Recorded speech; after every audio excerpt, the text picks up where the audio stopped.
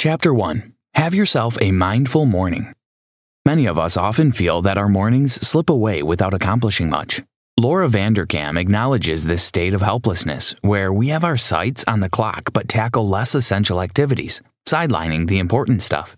Drawing from her personal experience, Laura Vanderkam cites the challenges she faces every morning while juggling her responsibilities as a mother and creating the right state of mind for the workday. Like her, we encounter the same problems daily. It is one thing to be out of bed early, and another to find a way around the numerous hurdles we might face before we start working. Even when we eventually get ourselves to work in one piece, it is common to waste time on less relevant tasks, like replying to emails or looking through shallow content online. Instead of subjecting our mornings to mindless tasks, Laura Vanderkam lists 3 categories of activities that should define our mornings. Cultivate your career by optimizing morning culture. Engage yourself in activities we owe our family beyond the primary personal care. Seclude yourself to enjoy your hobby, meditate, work out, or pray. Regardless of the combination of these options, this time frame is our me time. It goes a long way to defining our output. When we stick to active early morning schedules, we will discover that our mornings can defy the chaos and unproductivity tags we give them. More importantly, the most successful people know the essence of having a productive morning. To underpin this point, Laura Vanderkam highlights the examples of prominent individuals with morning habits that have seemingly propelled their high-achieving status. One of such individuals is Steve Reinemund, PepsiCo's former CEO and chairman. He starts his day doing a 4-mile run on a treadmill by 5 a.m., after which he embarks on a culmination of activities ranging from reading to praying or meditating. Keep in mind that your morning rituals shouldn't be of the self-flagellation variety. Choose things you actually enjoy. Laura Vanderkam. There are many people who try to develop a routine but are unable to sustain it. The truth is that you can overcome that problem of inconsistency. The following chapters show how you can develop the willpower you need to pull this off. Chapter 2. Your willpower is strongest in the morning time. Successful people divide their days into activities. Moreover, they know that morning is the most productive part of the day. In the lead-up to establishing the role of discipline in creating productive mornings, Laura Vanderkam outlined several factors in her daily routines that could derail her desired daily outputs. It is difficult to replicate the same level of zeal and willpower that drives our mornings for our afternoon tasks. Conventional workers schedule their evenings for workout sessions. In most cases, it is difficult to make out time for this, especially when deadlines are looming and your nagging boss is at your throat. Instead, people that are serious about working out do so early in the morning. This resolve takes discipline, as only the disciplined would defy morning madcaps. Furthermore, Laura Vanderkam backs up the role of willpower by citing the research of Florida State University psychology professor Roy F. Baumeister.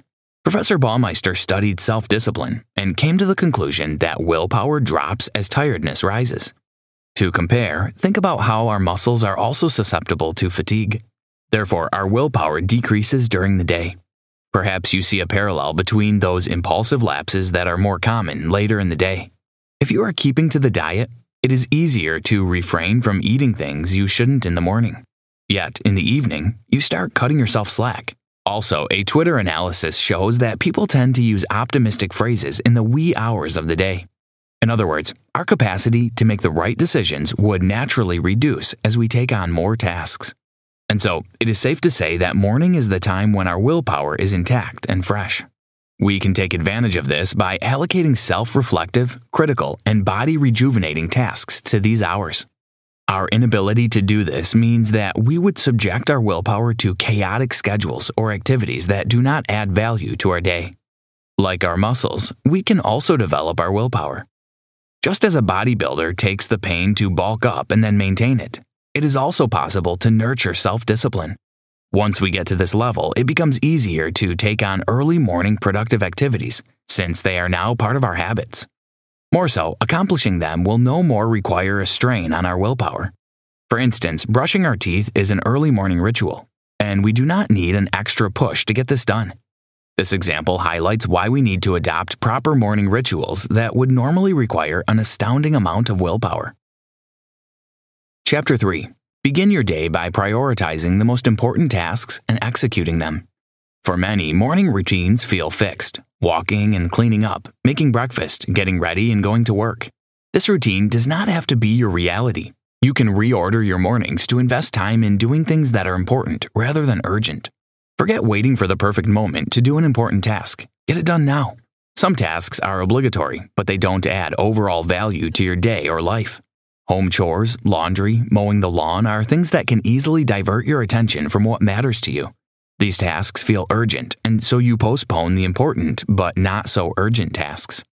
James Citron, the leader of the headhunting agency Spencer Stewart's North American Board and CEO practice, states that we should invest our mornings in critical tasks. He works out in the morning hours himself, waking up before 6 a.m. every day. Moreover, 18 out of his high-flyer executives also wake up that early to engage in essential activities.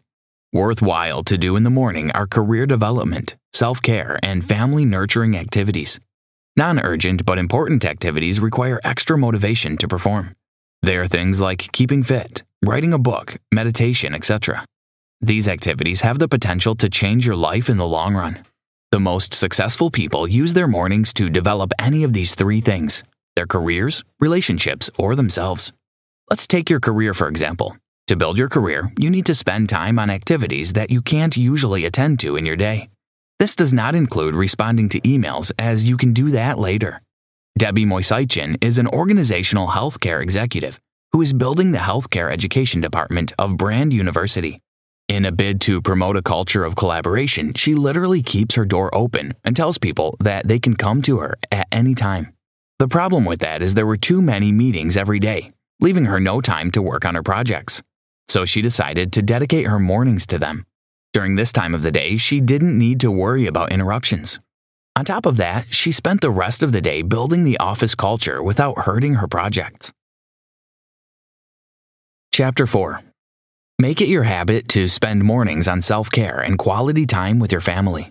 Apart from your career, your relationship is another pillar that supports a fulfilling life. However, by the time you return from work, you may be too tired to spend quality time with the people you love. Hence, you need to learn how to use your mornings to build your relationships. In the mornings, you will have the energy to be with the ones you love. How can you make this work? Early in the morning, you can have good quality sex with your partner. This will be more satisfying than trying to make things work at night when you're tired from the day's work. As a family, you can make breakfast the time to have everyone in the same place. Whatever your situation is, coming up with a strategy that allows you to use your mornings to build your relationships is essential. Catherine Beaumont Murphy, a counsel at Sol Ewing Arnstein and Lear, LLP, discovered that working late nights as a busy tax lawyer kept her from spending time with her daughter. She talked with Laura Vanderkam, who helped her realize that her law firm didn't emphasize starting work early. Instead, the law firm rewarded late working hours. Beaumont changed her routine. To get more morning hours, she would go to bed earlier than usual. This new arrangement influenced the whole family. Everyone woke up early for the family breakfast special. Career and family are two pillars that uphold a fulfilling life. The third pillar is personal development. In the morning, create time to care for yourself.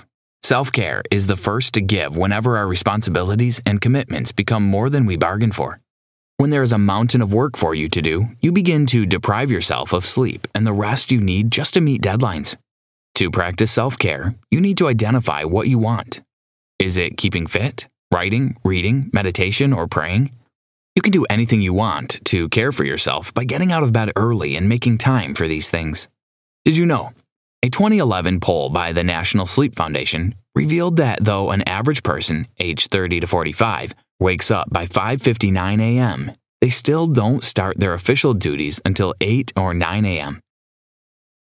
Chapter 5. Keep track of time and visualize your ideal morning to achieve the transformation of your morning routine.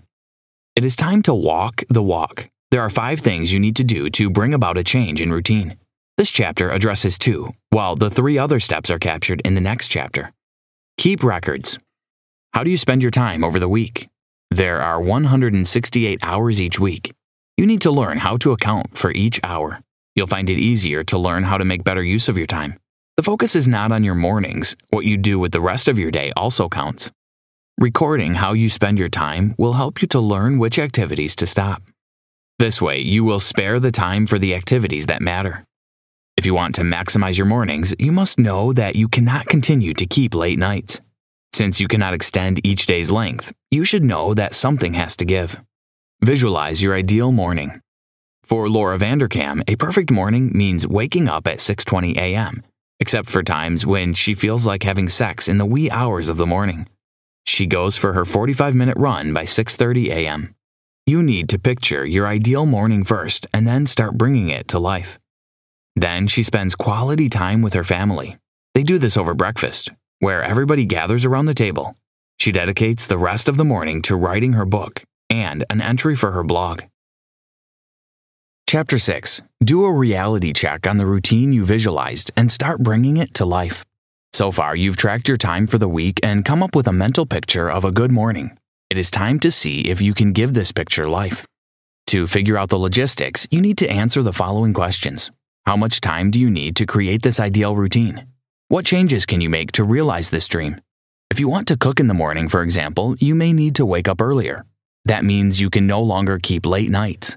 A well-worked-out plan has a higher chance of success, so be very precise about what you want to do in the morning. Focus on making your morning rituals easier. As you have developed a clear picture of what you want to integrate into your morning schedule, you need to implement it. Often the how or the logistics hold us back, and instead of improving our lives, we start producing excuses. Here, we resist change in the first place. You can overcome this by thinking about the practical ways to fast-track the process. Develop the habit. Laura Vanderkam advises that it is easier when we adopt one habit at a time, as it involves rechanneling our morning energy into productive yet new activities. Also, we should track our progress, as it takes a while before these activities become part and parcel of our mornings. There's a trick to learn the new habit faster. Make it an enjoyable one. If you wake up to do something you like, your motivation to get out of bed will rise exponentially as soon as you do. Moreover, always reward yourself as you succeed in building new habits. A treat can be anything you like, delicious food, new clothes, etc. Tune up as necessary. Do not box yourself into thinking that your morning rituals must remain the same. You could instead adjust them to conform to the reality of your new job, location, status, or responsibilities. The most crucial thing is that you are making the best use of your mornings. There should be room for unexpected events. Life is full of those. It is very easy to toss your ideal routine in the trash if things keep popping up to disrupt you. Hence, your contingencies must have contingencies. Once things become habitual, they operate as automatic processes which consume less willpower. Roy F. Baumeister, Ph.D. For Laura Vanderkam, her love for running had to be suspended when she was carrying her first daughter. She decided to spend that running time on other self-nurturing activities. She's no longer a nursing mother. She has returned to her 45-minute run. These adjustments and readjustments can happen from time to time. Make room for them. Conclusion.